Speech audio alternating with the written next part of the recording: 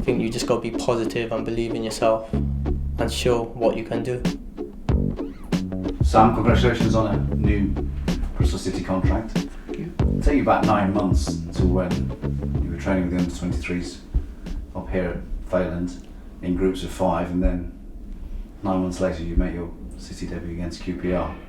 Yeah, it couldn't have gone better. Obviously, going from the 23s at SGS, groups of 5, like you said, coming in different times with different boys, and then a couple months later, be training with the first team nearly every day and getting the experience of the match day.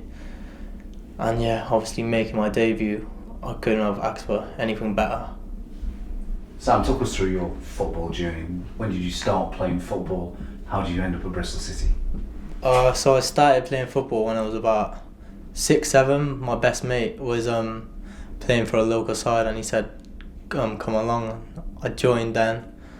Then I got picked up for Cardiff City, and then that was about 13, 14. Then I just fell out of love with football when I was there, and then I left. And then my mum had loads and loads of phone calls off other clubs, and Bristol City was one. And then I went on trial, but then I decided to stop going on trial. And then a few weeks later, I went back on trial, and then signed. So yeah.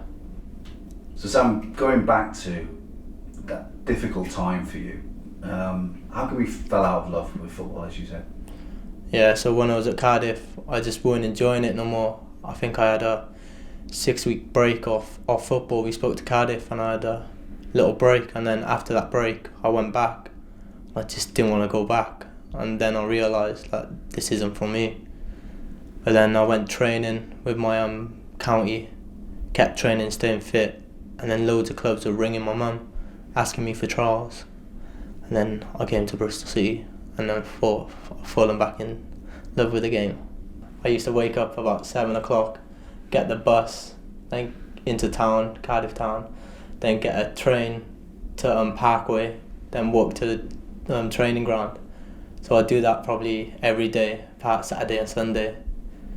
And then I've been driving in now, back and forth, ever since.